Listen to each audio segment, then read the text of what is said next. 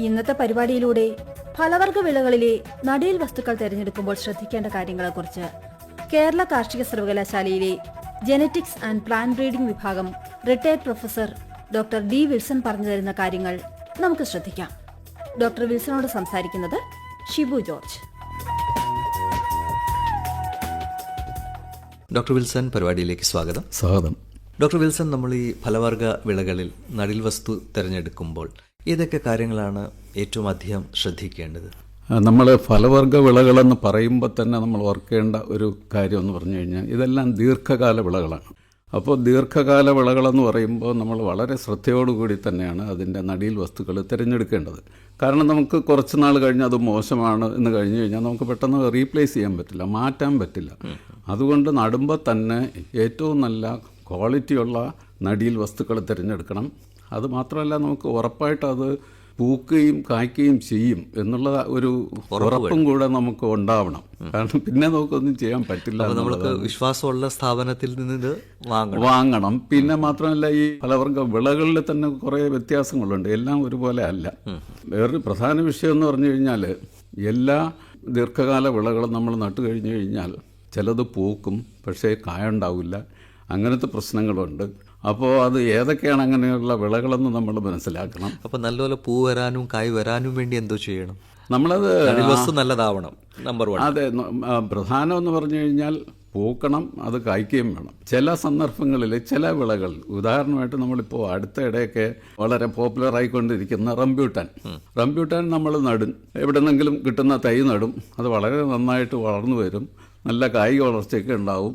അതിങ്ങനെ പൂക്കുന്നത് നോക്കിയിരിക്കും. അങ്ങനെ ഒരു 5-6 വർഷം കഴിയുമ്പോഴത്തേക്ക് പൂ വരും, ഇഷ്ടംപോലെ പൂ വരും. പക്ഷേ ഒറ്റ കാ പോലും പിടിക്കില്ല. അതെന്താണ് പ്രശ്നം? അപ്പോൾ അങ്ങനെയുള്ള ക്രോപ്പുകൾ നമ്മൾ നടുമ്പോൾ നമ്മൾ ശ്രദ്ധിക്കണം എന്താണ് പ്രശ്നം. അപ്പോൾ ഇവിടെയുള്ള പ്രശ്നം എന്താണെന്ന് പറഞ്ഞു കഴിഞ്ഞാൽ, റംബ്യൂട്ടാനിൽ മെയിൽ പ്ലാന്റും ഫീമെയിൽ പ്ലാന്റും പ്രത്യേകിച്ചുണ്ട്. അതായത് ആൺചെടിയും ഉണ്ട്, പെൺചെടിയും പ്രത്യേകം ഉണ്ട്. അപ്പോൾ നമ്മൾ ഈ നടുന്ന തൈ എന്ന് പറഞ്ഞു കഴിഞ്ഞാൽ 5ാമത്തെ വർഷം അല്ലെങ്കിൽ 6ാമത്തെ വർഷമാണ് അത് പൂക്കാൻ തുടങ്ങിയതെന്ന് പറഞ്ഞു കഴിഞ്ഞാൽ ഒരു കാര്യം ഉറപ്പാക്കാം, അത് വിത്ത് നട്ടുണ്ടായ തൈയാണ്. കാരണം സാധാരണ ഗ്രാഫ്റ്റ് തൈ ഉപയോഗിക്കുകയാണെന്നുണ്ടെങ്കിൽ ഒരു 3ാമത്തെ വർഷം മുതൽ അത് പൂടാനും തുടങ്ങും, കായും ഉണ്ടാവും. സാർ ഇപ്പോൾ സൂചിപ്പിച്ച മാതിരി തന്നെ നമ്മുടെ ഈ ഫലവർഗ വിളകൾ മിക്കവാറും നമ്മൾ ഈ ഗ്രാഫ്റ്റഡ് അല്ലെങ്കിൽ ബഡഡ് തൈ ഒക്കെയാണ് യൂസ് ചെയ്യുന്നത്, വിത്ത് യൂസ് ചെയ്യാറില്ല. അതെന്താണ്? ഇത് തന്നെയാണ് അതിന്റെ ഒരു പ്രധാന വിഷയം. അതാണ്, നമ്മൾ വിത്ത് നട്ട് കഴിഞ്ഞു കഴിഞ്ഞാൽ എല്ലാ ക്രോപ്പിനും അത് പ്രശ്നമല്ല. ഇതേപോലെയുള്ള, അതായത് അതിനെ പറയുന്ന ഡയേഷ്യസ് പ്ലാന്റ് എന്നാ പറയുക, ആൺചെടിയും പെൺചെടിയും പ്രത്യേകിച്ചുണ്ടാവും. ഇങ്ങനെയുള്ള ചെടികളെ സംബന്ധിച്ചിടത്തോളം വിത്ത് നട്ട് നമ്മൾ തൈ ഉണ്ടാക്കി അത് പൂക്കുമ്പോൾ അത് ആണായും പെണ്ണായും മാറാനുള്ള തുല്യ സാധ്യതയാണ്. അപ്പോൾ ആൺമരമാണെന്നുണ്ടെങ്കിൽ നമുക്കൊന്നും ചെയ്യാൻ പറ്റത്തില്ല, അത് മുറിച്ച് കളയാനേ പറ്റുള്ളൂ. പെൺമരമാണെന്നുണ്ടെന്നുണ്ടെങ്കിൽ അത് കായ്ക്കും. കാരണം അതിൽ ഡിലിംഗ ഫ്ലവർ എന്ന് പറയും, ബൈസെക്ച്വൽ ഫ്ലവേഴ്സ് അല്ലെങ്കിൽ ഹെർമോഫ്രോഡൈറ്റ് ഫ്ലവേഴ്സ് ഉണ്ടാവും. അതായത് അതിൽ ആൺപാർട്ടും പെൺപാർട്ടും തന്നെ അതിൽ ഉണ്ടാവും. അങ്ങനെയുള്ള ഫ്ലവേഴ്സും ഉണ്ടാവും. അല്ലെങ്കിൽ മെയിൽ ഫ്ലവേഴ്സും കുറച്ചുണ്ടാവും, കൂടുതൽ ഫീമെയിൽ ഫ്ലവേഴ്സ് ഉണ്ടാവും. അപ്പോൾ അങ്ങനെയുള്ള ചെടികളാണെന്നുണ്ടെങ്കിൽ അത് കായ്ക്കും. അപ്പോൾ അങ്ങനെയുള്ളത് കിട്ടണമെന്നുണ്ടെങ്കിൽ തീർച്ചയായിട്ടും നമ്മൾ ഗ്രാഫ്റ്റ് ചെയ്തതോ അല്ലെങ്കിൽ ബഡ് ചെയ്തതോ ആയിട്ടുള്ള തൈകൾ നോക്കിയാലേ പറ്റുള്ളൂ. അതെ. അപ്പോൾ ഈ ഗ്രാഫ്റ്റ് ചെയ്തതും ബഡ് ചെയ്തതും തൈകൾക്ക് ഒത്തിരി അഡ്വാൻറ്റേജസ് ഉണ്ട്. ഇപ്പോൾ സാർ പറഞ്ഞ മാതിരി ഇതിന് ഡിസഡ്വാൻറ്റേജസും ഉണ്ടോ? പൊതുവെ പറയുകയാണെന്നുണ്ടെങ്കിൽ ഡിസഡ്വാൻറ്റേജിനെക്കാൾ കൂടുതൽ നമുക്ക് അഡ്വാൻറ്റേജ് ആണ്. അതെ അതെ. പിന്നെ നമ്മൾ ഈ സീഡ് നട്ട് വരുന്ന ചെടികൾക്ക് കുറച്ചുകൂടെ സ്റ്റേർഡി ആയിരിക്കും എന്നൊക്കെ പറയുന്നത്, കുറച്ചുകൂടെ നല്ലൊരു റൂട്ട് സിസ്റ്റം ഒക്കെ ഉണ്ടാവാനുള്ള സാധ്യത ഉണ്ടെങ്കിലും കൂടുതലും നമുക്ക് അഡ്വാൻറ്റേജ് ആണ്. നമ്മൾ കൂടുതലും നോക്കുന്നതിൻ്റെ ക്വാളിറ്റി ആണല്ലോ. നമ്മൾ ഉദ്ദേശിക്കുന്ന ക്വാളിറ്റി നമ്മൾ നടുന്ന ചെടിക്ക് ഉണ്ടാവണം, ട്രീ ക്രോപ്പിന് ഉണ്ടാവണം എന്നുള്ളതാണ്. അപ്പോൾ അതിന് തീർച്ചയായിട്ടും നമ്മൾ വേറെ കോംപ്രമൈസിനൊന്നും പോകാതെ നമ്മൾ ഗ്രാഫ്റ്റ് ചെയ്തത് അല്ലെങ്കിൽ ബഡ് ചെയ്ത തൈ ഉപയോഗിക്കുന്നത് തന്നെയാണ് ഉത്തമം. പിന്നെ വിത്ത് നട്ട് നമ്മൾ ചെയ്യുമ്പോൾ അതേ ക്വാളിറ്റി കിട്ടുമെന്നുള്ള അതൊരു വളരെ പ്രധാനപ്പെട്ട വിഷയമാണ്. വിത്ത് നട്ട് മിക്കവാറും ഈ നമ്മളീ പറയുന്ന ദീർഘകാല ഫലവർഗ വിളകളൊക്കെ ക്രോസ് പോളിനേറ്റഡ് ആണ്. അതായത് പരപരാഗണമാണ് നടക്കുന്നത്. അതായത് ഫെർട്ടിലൈസേഷൻ നടക്കണമെങ്കിൽ 2 ചെടികൾ തമ്മിൽ പരാഗണം നടക്കണം, പോളിനേഷൻ നടക്കണം. അപ്പോൾ നമുക്ക് മാതൃവൃക്ഷം എന്ന് പറയുന്നത് നമ്മൾ ഏത് മരത്തിൽ നിന്നാണോ അല്ലെങ്കിൽ ഏത് ചെടിയിൽ നിന്നാണോ വിത്ത് കളക്ട് ചെയ്യുന്നത് അതാണ് അതിൻ്റെ മാതൃവൃക്ഷം എന്ന് പറയുന്നത്. പക്ഷേ അതിൻ്റെ പിതൃവൃക്ഷം ഏതാണെന്ന് നമുക്കറിയില്ല. അപ്പോൾ അടുത്ത് നിൽക്കുന്ന ഏതെങ്കിലും ഒരു ക്വാളിറ്റി ഇല്ലാത്ത, നിലവാരമില്ലാത്ത ഒരു മരത്തിൽ നിന്നുള്ള പൂമ്പൊടിയാണ് വീണതെങ്കിൽ നമ്മൾ അടുത്ത വിത്ത് നട്ടുണ്ടാകുന്ന തൈകൾ കായ്ക്കുമ്പോഴത്തേക്ക് അതിൻ്റെ ആ ക്വാളിറ്റി ഉണ്ടാവില്ല. ഇത് വളരെ പ്രകടമായിട്ട് കാണും. നമ്മളിപ്പോൾ പ്ലാവ്, മാവ് ഇതിലൊക്കെയാണ്. നല്ലൊരു വരിക്ക പ്ലാവായിരിക്കും, നമുക്കറിയാം, വളരെ നല്ല ടേസ്റ്റി ആയിട്ടുള്ളത്, നല്ല അതിൻ്റെ ചുള വളരെ നല്ലതാണ്. പക്ഷേ ഇതൊക്കെയാണെന്നുണ്ടെങ്കിൽ എന്താ സംഭവിക്കും, നമ്മൾ അതിൻ്റെ വിത്ത് എടുത്ത് നട്ട് കഴിഞ്ഞ് കഴിഞ്ഞാൽ അടുത്ത് ഇഷ്ടംപോലെ കൂഴ, അതായത് ക്വാളിറ്റി ഇല്ലാത്ത മരങ്ങൾ ഇഷ്ടംപോലെ ഉണ്ടാവും. അപ്പോൾ അതിൽ നിന്നാണ് പൂമ്പൊടി കിട്ടുന്നതെങ്കിൽ നമുക്ക് അടുത്ത് വരുന്ന തലമുറ മിക്കവാറും ക്വാളിറ്റി ഉണ്ടാവില്ല. വരിക്കപ്ലാവിൻ്റെ അതേ ക്വാളിറ്റി ഒരിക്കലും ഉണ്ടാവില്ല. അപ്പോൾ അങ്ങനെയൊക്കെ ഉള്ള ഒരു സന്ദർഭങ്ങളിൽ തീർച്ചയായിട്ടും നമ്മൾ ഈ ഗ്രാഫ്റ്റിലോട്ട് പോകുന്നതാണ് നല്ലത്. സർ, ഇപ്പം നിരവധി എക്സോട്ടിക് ഫ്രൂട്ട് ക്രോപ്സ് കാണാറുണ്ടല്ലോ, ഇതിനെക്കുറിച്ചൊന്നും? അതെ, എക്സോട്ടിക് ഫ്രൂട്ട്സിൽ ഇപ്പോൾ വളരെ പോപ്പുലറായിട്ട് വരുന്നത് ഞാൻ നേരത്തെ പറഞ്ഞ റംബൂട്ടാൻ വളരെ വ്യാപകമായിട്ട് കൃഷി ചെയ്ത് വരുന്നുണ്ട്. അതുപോലെ തന്നെയാണ് ഡ്രാഗൺ ഫ്രൂട്ട് വളരെ വ്യാപകമായിട്ട് കൃഷി ചെയ്ത് വരുന്നുണ്ട്.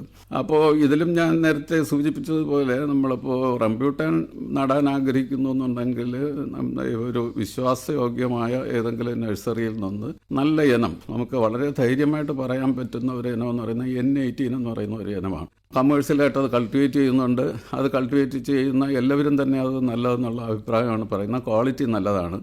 അപ്പോൾ അതിൻ്റെ റിണ്ട് അല്ലെങ്കിൽ അതിൻ്റെ ഫ്ലഷ് എളുപ്പത്തിൽ ഇളകി വരും. അപ്പോൾ അതിന് നാട്ടിൻപുറങ്ങളിലൊക്കെ അതിനെ വരിക്കുക എന്ന് പറയും. അതുപോലെ ഈ ഫ്ലഷ് ഇളകി വരാൻ പ്രയാസമുള്ളതിന് കൂഴയെന്നും പറയും. അപ്പോൾ എപ്പോഴും ഈ വരിക്ക ഗ്രൂപ്പിൽപ്പെടുന്ന, അതായത് N18 അല്ലെങ്കിൽ അതുപോലെയുള്ള വെറൈറ്റീസിനാണ് എപ്പോഴും ഡിമാൻഡുള്ളത്. അപ്പോൾ അത് വളരെ പ്രചാരം സിദ്ധിച്ച് വരുന്ന ഒരു വെറൈറ്റിയാണ്, ഒരു ക്രോപ്പാണ്. പക്ഷേ അതിൽ നമ്മൾ ശ്രദ്ധിക്കേണ്ടത് ഈ നടീൽ വസ്തു തിരഞ്ഞെടുക്കുമ്പോൾ ഏറ്റവും റിലയബിൾ ആയിട്ടുള്ള ഏതെങ്കിലും നഴ്സറിയിൽ നിന്ന്, നമുക്കിങ്ങനെ പറയാനുള്ള സർക്കാർ സ്ഥാപനങ്ങളൊന്നും ഇപ്പോൾ ഇല്ല, പ്രൈവറ്റ് നഴ്സറികളെ ആശ്രയിക്കാനേ പറ്റുള്ളൂ. അത് തന്നെ അത് വിശ്വാസയോഗ്യമായിട്ടുള്ള നഴ്സറിയിൽ നിന്ന് വാങ്ങി നടുക. ഗ്രാഫ്റ്റ് അല്ലെങ്കിൽ ലെയർ ചെയ്ത തൈകൾ, ഗ്രാഫ്റ്റാണ് കുറച്ചുകൂടെ ബെറ്റർ. പിന്നെ അടുത്ത് പറഞ്ഞ ഡ്രാഗൺ ഫ്രൂട്ട് ഇതിൽ നിന്നൊരു വ്യത്യാസമായിട്ടുള്ള ഒരു ക്രോപ്പാണ്. അടുത്തിടയ്ക്ക് വളരെ പോപ്പുലർ ആയിക്കൊണ്ടിരിക്കുന്നു. നമുക്കിപ്പോൾ മാർക്കറ്റുകളിലൊക്കെ ഫ്രൂട്ട് ഷോപ്പിലൊക്കെ നിറച്ചത് കാണാൻ പറ്റും. ആളുകൾ അത് നന്നായിട്ട് കൺസംഷനും ഒക്കെ ഉള്ള ഒരു ഫ്രൂട്ടാണ്. ഇതൊരു കാക്ടസ് ഗ്രൂപ്പിൽപ്പെട്ട, അതായത് കള്ളിമുള്ള് വിഭാഗത്തിൽപ്പെട്ട ഒരു ക്രോപ്പാണ്. അപ്പോൾ ഇന്ന് വ്യാപകമായിട്ട് അത് തായ്ലൻഡിലും മലേഷ്യയിലും ഒക്കെ കൃഷി ചെയ്യുന്നുണ്ട്. അവിടെ നിന്നൊക്കെയാണ് ഇതിപ്പോൾ ഫിലിപ്പീൻസിലും അവിടെ നിന്നൊക്കെയാണ് ഇപ്പോൾ ഇന്ത്യയിൽ വന്നു. ഇന്ത്യയിലും പല സ്റ്റേറ്റിലും അത് കൾട്ടിവേറ്റ് ചെയ്യുന്നു. പ്രത്യേകിച്ച് സദേൺ സ്റ്റേറ്റിലൊക്കെ ഇത് നന്നായിട്ട് കൃഷി ചെയ്ത് വരുന്നുണ്ട്. നല്ല വെയിൽ വേണം ഇതിന്. ഇതിലുള്ള ഒരു പ്രശ്നം എന്ന് പറഞ്ഞു കഴിഞ്ഞാൽ നല്ല വെയിൽ വേണം.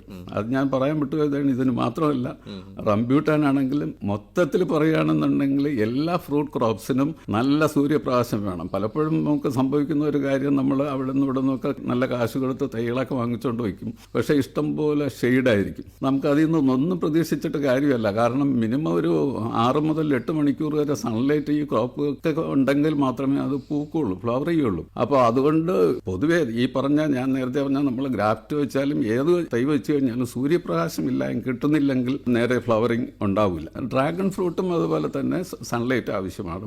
കുറച്ച് ഈർപ്പം, നമ്മൾ മറ്റ് ചെടികളോ അല്ലെങ്കിൽ വെജിറ്റബിൾ ക്രോപ്സ് പോലെ ഒന്നും ഇഷ്ടംപോലെ വെള്ളം ആവശ്യമില്ല. എന്നാൽ മണ്ണിൽ ഈർപ്പം വേണം. അപ്പോൾ പൊതുവേ പറയാറുണ്ട് ഇത് കാക്ടസ് ആണ്, അതുകൊണ്ട് ഇതിന് വെള്ളം ആവശ്യമില്ല. വെള്ളം ആവശ്യമില്ല എന്നുള്ളതല്ല.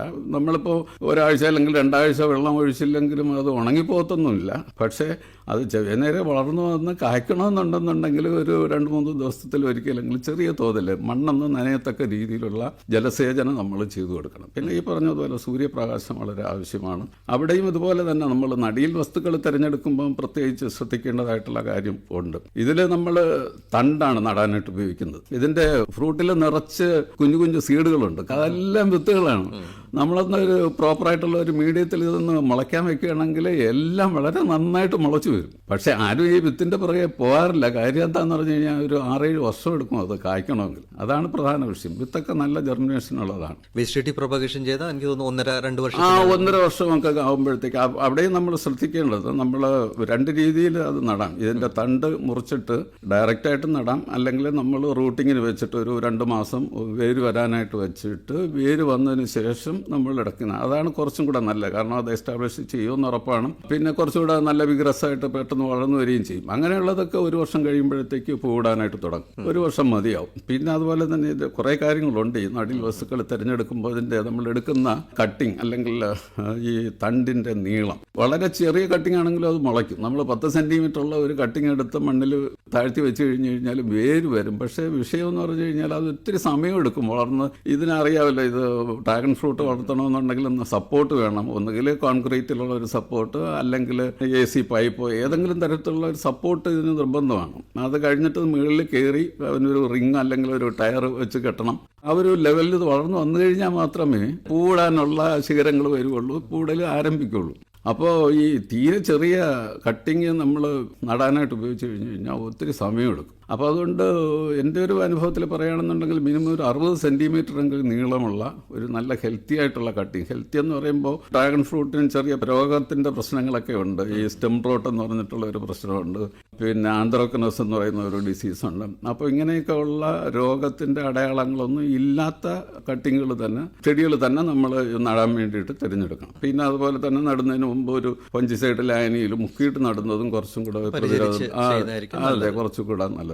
സർ, ഇതേമാതിരി നമ്മുടെ സപ്പോട്ട, പേരയ്ക്ക, ഇതിന്റെയൊക്കെ നടീൽ വസ്തു തിരഞ്ഞെടുക്കുമ്പോൾ എന്തൊക്കെ കാര്യങ്ങളാണ്? അതെ, ഇതിലും ഒക്കെ ജനറലായിട്ടുള്ള ഒരു പ്രശ്നം ഇത് തന്നെയാണ്. ഇതൊക്കെ എല്ലാം ഈ പരപരാഗണം നടക്കുന്ന അല്ലെങ്കിൽ ക്രോസ് പോളിനേഷൻ നടക്കുന്ന ക്രോപ്പുകളാണ്. അപ്പോൾ അതുകൊണ്ട് നമുക്ക് ക്വാളിറ്റി അഷ്യൂർ ചെയ്യണമെന്നുണ്ടെങ്കിൽ തീർച്ചയായിട്ടും നമ്മൾ ഈ പറഞ്ഞ സപ്പോട്ട, പേര, അതിലൊക്കെ എയർ ലെയറിങ് എന്ന് പറയുന്ന ഒരു മെത്തേഡാണ് ഉപയോഗിക്കുന്നത്. അതായത് നമ്മൾ വേര് പിടിപ്പിച്ചതിന് ശേഷം മാറ്റി നടുന്നു. നമ്മൾ ഗ്രാഫ്റ്റിംഗ്, ബഡ്ഡിങ് എന്നൊക്കെ പറയുമ്പോൾ അതിൽ 2 ഘടകങ്ങൾ വരുന്നുണ്ട്. റൂട്ട് സ്റ്റോക്കും സയോണും വരുന്നുണ്ട്. ഇതിലിപ്പോൾ അങ്ങനെ റൂട്ട് സ്റ്റോക്കിൻ്റെ ഒരു പാർട്ട് വരുന്നില്ല. പക്ഷേ ഇത് സ്വതവേ നമ്മൾ വേര് പിടിക്കാൻ ബുദ്ധിമുട്ടായതുകൊണ്ട് എയർ ലെയറിങ് എന്ന് പറയുന്ന ഒരു മെത്തേഡാണ്, പ്രൊപ്പഗേഷൻ്റെ ഒരു മെത്തേഡാണ്. അതിൽ ഒരു സെൻറ്റിമീറ്റർ വീതിയിലുള്ള അതിൻ്റെ ബാർക്ക് മാറ്റിയതിന് ശേഷം പിന്നെ നമ്മൾ ഒരു മീഡിയം, അതായത് മണ്ണും കമ്പോസ്റ്റും ഒക്കെ കൂടെ ചേർന്ന ഒരു മീഡിയം, റൂട്ട് പിടിക്കുന്നതിന് വേണ്ടിയിട്ടുള്ള മീഡിയം നമ്മളതിൽ സപ്പോർട്ടായിട്ട് വെച്ച് ടൈറ്റായിട്ട് കെട്ടി ഒരു 2-3 മാസം ആകുമ്പോഴത്തേക്ക് വേര് വന്നിട്ടുണ്ടാവും. പിന്നെ നമ്മളത് മുറിച്ച് നട്ട് മുറിച്ച് മാറ്റിയിട്ടാണ് നമ്മളത് നടുന്നത്. അപ്പോൾ അതും നമുക്ക് ക്വാളിറ്റി അഷ്വേർഡാണ്. നമ്മൾ ആ മാതൃ സസ്യത്തിൻ്റെ അതേ ക്വാളിറ്റി തന്നെ സെയിം ക്വാളിറ്റി ഉണ്ടാവും. അത് നമുക്ക് ഉറപ്പാക്കാനായിട്ട് സാധിക്കും. അപ്പം ചുരുക്കി പറഞ്ഞ സാർ, ഈ ഫലവൃക്ഷങ്ങളുടെ നടീൽ വസ്തുക്കൾ തിരഞ്ഞെടുക്കുമ്പം ഏറ്റവും നല്ലത് ഗ്രാഫ്റ്റഡോ അല്ലെങ്കിൽ എയർ ലെയറിങ്ങോ അല്ലെങ്കിൽ ബഡഡോ അങ്ങനത്തെ ഉള്ള നടീൽ വസ്തു തിരഞ്ഞെടുക്കുന്നതായിരിക്കും നല്ലത്. അതെ അതെ, നമ്മുടെ വീട്ടിൽ നല്ലതുണ്ടെന്ന് പറഞ്ഞ് അതിന്റെ വിത്ത് വെച്ച് നമ്മൾ ചെയ്യുവാണെങ്കിൽ നമുക്ക് ഒരു ഗ്യാരണ്ടി അതേ പെർഫോമൻസ് ഉണ്ടാവും എന്നുള്ളതിന് യാതൊരു ഉറപ്പുമില്ല. അപ്പോൾ അതുകൊണ്ട് നമുക്ക് ഒരു അംഗീകൃത നഴ്സറിയിൽ നിന്ന് ക്വാളിറ്റി അഷ്വേർഡ് ആയിട്ടുള്ള, നമുക്ക് ഈ ഇനം വാങ്ങിക്കഴിഞ്ഞ് കഴിഞ്ഞാൽ അതിൻ്റെ ക്വാളിറ്റി ഇങ്ങനെ ആയിരിക്കും എന്ന് നമുക്ക് ബോധ്യം ഉണ്ടാവണം. അങ്ങനെയുള്ള നടീൽ വസ്തുക്കൾ വാങ്ങി വയ്ക്കുന്നതാണ് പ്രത്യേകിച്ച് ദീർഘകാലമായിക്കൊണ്ട് വളരെ പ്രധാനമാണ്. ഡോക്ടർ വിൽസൺ, താങ്കൾ പരിപാടിയിലേക്ക് വന്ന് ഇത്രയും കാര്യങ്ങൾ നമ്മൾ ചർച്ച ചെയ്ത് വളരെ നന്ദി. Thank you.